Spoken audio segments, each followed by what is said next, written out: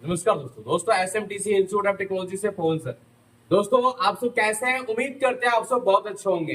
दोस्तों आज का जो वीडियो रहेगा ये वीडियो है एक इलेक्ट्रीशियन के ऊपर कि अगर एक इलेक्ट्रीशियन अपने कामों को करता है या एक इलेक्ट्रीशियन अपने काम को स्टार्ट करना चाहता है तो वो कितने में स्टार्ट कर सकता है, कम से कम में, और वो कैसे अपना काम को कर सकता है। और इस वीडियो में ये जानेंगे इलेक्ट्रीशियन का जो वर्क कोटेशन होता है, जो रेट होता है, ये उसका एक काम का क्या चार्ज होना चाहिए, किस काम का क्या चार्ज होना चाहिए, वो किस प्रकार का होता है।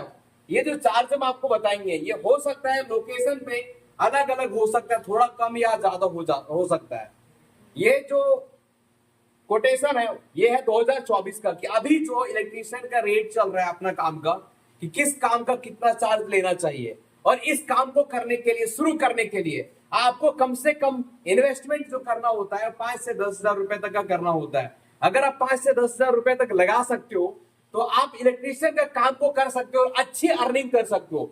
इस फील्ड में काफी अर्निंग है, क्योंकि अभी जो हम कोटेशन बताने वाले हैं, इस वीडियो में पूरा कोटेशन बताने वाले हैं, वो इलेक्ट्रीशियन का हर एक काम का कोटेशन है, हर एक काम का रेट है कि क्या रेट इलेक्ट्रीशियन का होता है और क्या वो सब काम आप कर सकते हैं कि नहीं। वो काम करना उतना बड़ा टफ काम नहीं है।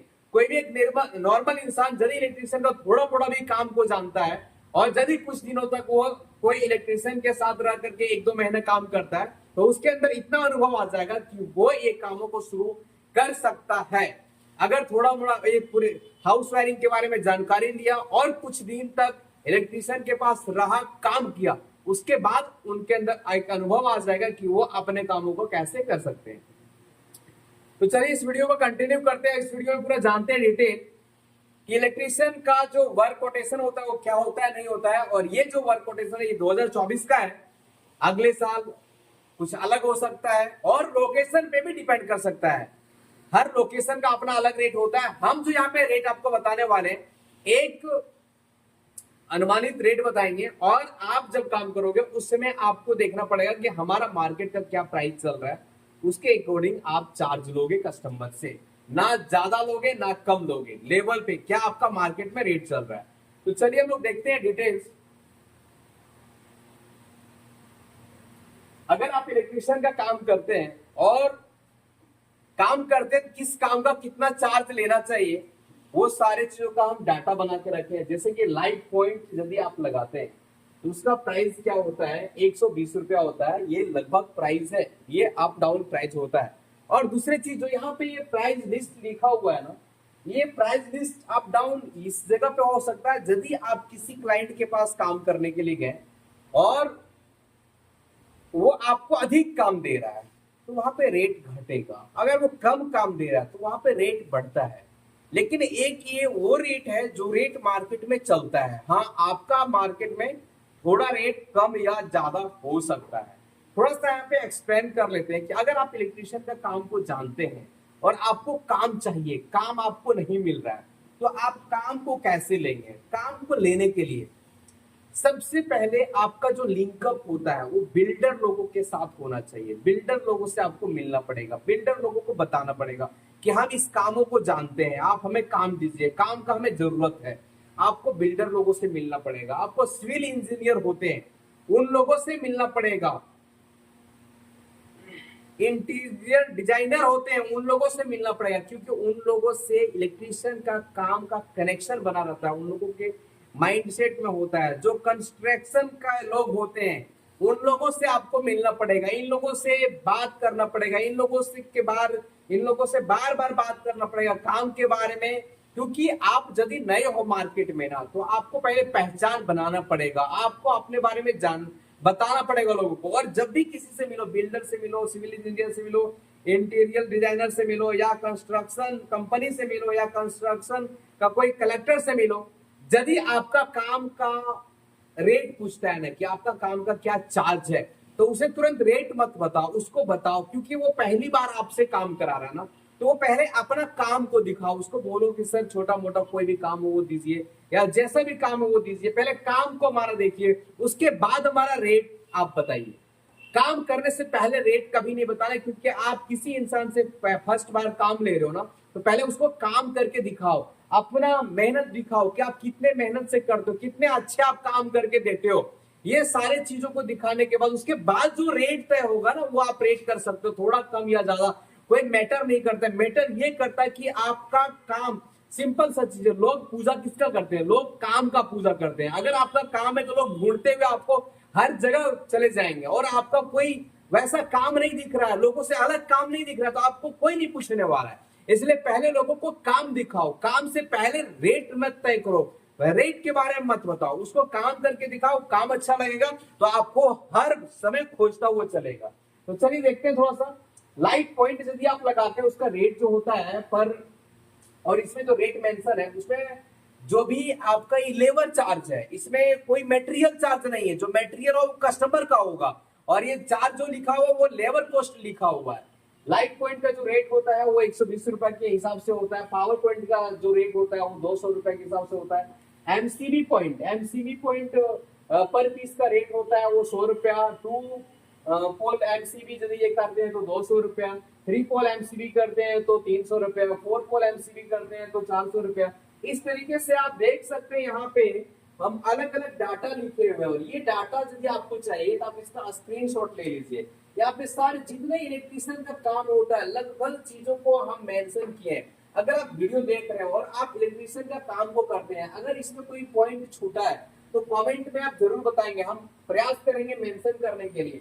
देखिए ये सारे चीजों का वीडियोस लाना जरूरी क्यों होता है? क्योंकि हमारे काफी सारे इलेक्ट्रिशियन का स्टूडेंट है, हाउस वायरिंग का स्टूडेंट है जो कि काम को करते हैं, और उनको थोड़ा दिक्कत होता है क्योंकि वो तो नए नए है ना, उसको रेट के बारे में दिक्कत होता है, काम कैसे ढूंढेंगे उससे रिलेटेड दिक्कत होता है। ये वीडियो के सहायता से वो थोड़ा मोड़ा आइडिया लगा सकता है कि क्या रेट लेना है, कैसे काम को अपन ना ढूंढना है। देखिए यहाँ पे सारी चीजों का काम का और रेट लिखा हुआ है, आप इसका स्क्रीनशॉट ले लीजिए।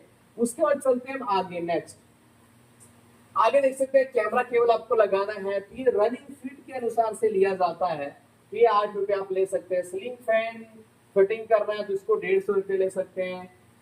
एग्जॉस्ट फैन फिटिंग करना है तो 150 ले सकते हैं। वॉल फैन फिटिंग करना है तो इसका भी 150 रुपए ले सकते हैं। तो इस तरीके से यहाँ पे सारे चीजों को, सारे काम का चार्ज जो है दोस्तों वो मेंशन किया हुआ है। आप इसका स्क्रीनशॉट ले लीजिए। आप इलेक्ट्रिशियन का यदि काम करोगे तो इसमें बहुत आपको हेल्प होने वाला है। काम एक नहीं है, बहुत ज्यादा काम है। उसके बाद आप देखिए टोटल जो लिस्ट में लाए ना वो टोटल 63 फैन रेगुलेटर तक का हम चार्ज लेकर के आए हैं कि आप 63 कामों को कर सकते हैं। इलेक्ट्रिशियन एक छोटा फील्ड नहीं होता, बहुत बड़ा डिपार्टमेंट होता है, बहुत बड़ी फील्ड होता है। अगर इलेक्ट्रिशियन में ढंग से कोई 6 महीना मेहनत कर दिया ना तो वो काफी पैसा को कमा सकता है। और इसका एक छोटा मार्केट नहीं है, और इसका कोई सीजन नहीं होता है। इलेक्ट्रिशियन का काम 12 महीने, मतलब हर समय इसका सीजन होता है। आप इलेक्ट्रिशियन को काम को सीख करके और अपना अच्छा अर्निंग कर सकते हैं। अगर आपके पास पूंजी नहीं है ना तो इलेक्ट्रिशियन का इतना काम को करने के लिए यदि आपके पास में ड्रिल मशीन का रेट थोड़ा सा अधिक होता है, वो मशीन को छोड़ दें, ड्रिल मशीन को अगर हम छोड़ दें, बाकी जो मशीन है ना, ड्रिल मशीन और एक ग्राइंडर और ड्रिल मशीन को छोड़ करके अगर ये काम को कोई चालू करना चाहता है तो 3 से 4 हजार का टूल्स में 110% कर सकता है। ड्रिल मशीन को छोड़ करके वो थोड़ा कॉस्टली आता है, ग्राइंडर मशीन को छोड़ करके वो भी कॉस्टली आता है। अब बोलेगा वो मशीन छोड़ देगा तो काम कैसे करेगा? अगर आपके पास पैसा नहीं है ना तो ड्रिल मशीन, ग्राइंडर मशीन ये सब किराए पे भी मिलता है, भाड़े पे भी मिलता है। आप भाड़े पे भी काम चलाऊ काम कर सकते हैं। जब आपके पास बजट आ जाता है तो उसको खरीद सकते हैं। तो इलेक्ट्रिशियन का अगर आप ट्रेनिंग लेना चाहते हो तो एसएमटीसी इंस्टीट्यूट में आके ट्रेनिंग ले सकते हो, या ट्रेनिंग ले चुके हो तो इस काम को जितना जल्दी हो सकता है शुरू करो। घर में मत बैठो। अगर घर में आप बैठते हो ना तो उससे कोई बेनिफिट नहीं है। अगर घूमते हो, काम करते हो, अगर आपको काम नहीं मिल रहा है ना तो बैठो नहीं, किसी और के साथ में जाओ। जो काम कर रहा है उसको काम मांगो, हेल्पर के तौर पे काम पे जाओ। अगर आप हेल्पर के तौर पे भी काम पे जाओगे ना तो घर में बैठोगे तो वहां तो दिमाग कुछ काम नहीं करेगा। हेल्पर के तौर पे भी आप काम करने के लिए जाओगे तो वहां कुछ सीखने को मिलेगा, कैसे टेंडर देता है, कैसे काम करता है, कैसे काम करना है, कहां पे कैसे काम करना है। काम करने का भी अलग अलग तरीके होते हैं। ये तरीके, अनुभव, एक्सपीरियंस आपको फील्ड में आता है। जब तक आप फील्ड में नहीं उतरोगे ना तब तक आपका जमीनी हकीकत नहीं समझ में आएगा। तो दोस्तों अगर आपके पास बजट कम है ना, और आपके पास कम से कम बजट है ना, तो आप मात्र 3 से 4 हजार रुपया लगा करके और इलेक्ट्रीशियन का काम को शुरू कर सकते हैं और अपना बेरोजगारी को खत्म कर सकते हैं। क्योंकि ये काम ऐसा है कि इसके लिए आपको दुकान नहीं खोलना पड़ेगा, इसके लिए आपको खूब ज्यादा पूंजी नहीं लगाना पड़ेगा, इसके लिए आपको खूब ज्यादा मशीन नहीं खरीदना पड़ेगा। छोटे मोटे टूल से भी आप अपना काम को शुरू कर सकते हैं। दोस्तों अगर आप हाउस वायरिंग का ट्रेनिंग करना चाहते हैं तो हमारे एसएमटीसी में ट्रेनिंग ले सकते हैं। ट्रेनिंग करने के बाद कुछ दिन तक लोगों को पास रख करके थोड़ा सा अनुभव ले लीजिए, एक्सपीरियंस ले लीजिए, और उसके बाद अपना कामों को चालू कीजिए। क्योंकि जब आप किसी के पास काम करने जाते हो ना, तो वहां बहुत सारी जानकारी मिलता है कि कैसे ये टेंडर को लिया, कितना मैं दिया, कैसे कस्टमर को कन्विंस किया, ये सारे जानकारी आपको फील्ड में ही मिलता है। उसके लिए आपको एक्सपीरियंस के लिए लोगों के पास जाना ही पड़ेगा, उसके पास में लेबर के तौर पे काम करना ही पड़ेगा। क्योंकि यदि आप डॉक्टर बनना चाहते हो तो आपको कॉलेज में तो पढ़ना पड़ता है, लेकिन फिर प्रैक्टिकल के लिए डॉक्टर के पास रहना भी पड़ता है। तो वैसे हाउस वायरिंग के कामों में आप सीखो, सीखने के बाद एक आइडिया आ जाता है, लेकिन एक अनुभव, एक्सपीरियंस आपको, यदि आप किसी के पास जाकर के 2 महीने काम करते हो तो आपको इतना अनुभव आ जाता है कि खुद से आप अपना काम को शुरू कर सकते हो। और ये ऐसा काम है कि बिल्कुल न के बराबर पैसा लगा कर अपना काम को शुरू कर सकते हैं। दोस्तों आप सभी ने हमारे वीडियोस को बहुत ही कीमती समय देकर के देखे, इसलिए आप सभी को दिल से नमस्कार, धन्यवाद। और दोस्तों अगला जो वीडियो रहेगा वो इलेक्ट्रीशियन का टूल के ऊपर, कि इलेक्ट्रीशियन में जेन्युइन क्या क्या टूल का रिक्वायरमेंट होगा, क्या क्या हमें खरीदना पड़ेगा, पहले क्या खरीदें उसके बाद क्या खरीदें, ये सारे चीजों के बारे में प्राइस लिस्ट के साथ में अगर आपको वीडियो चाहिए तो कमेंट करेंगे तो जरूर हम आपके लिए वीडियो लेकर के आएंगे। और दोस्तों ये वीडियो आपको कैसा लगा जरूर कमेंट करके बताएंगे, ताकि हमारे अंदर भी एक मोटिवेशनल आता है, हम भी आपके लिए वीडियो बनाने के लिए रेडी होते हैं। दोस्तों आप सभी को दिल से नमस्कार।